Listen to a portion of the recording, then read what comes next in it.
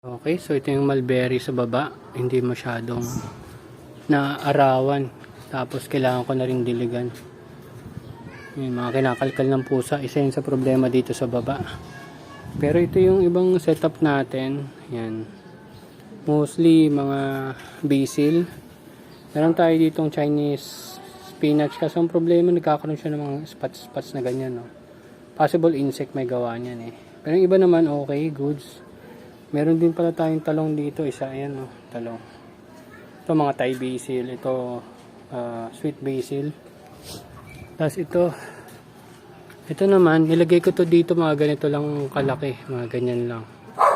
Ayun, ang taas na niya. Siguro, isang buwan din. Yan. Sa water lang sila. Ito mga lettuce. Olmeti maganda tubo. Kahit hindi masyado maaraw. Siguro 1 hour lang ang araw dito. Tas saglit lang. Pero maliwanag naman. Pero wala siyang direct sunlight. Siguro direct sunlight 1 hour lang. Ito naman mga romaine. So possible ito yung lagay natin dyan. Maglagay pa tayo ng ibang setup dyan. Yan lang. Bye bye.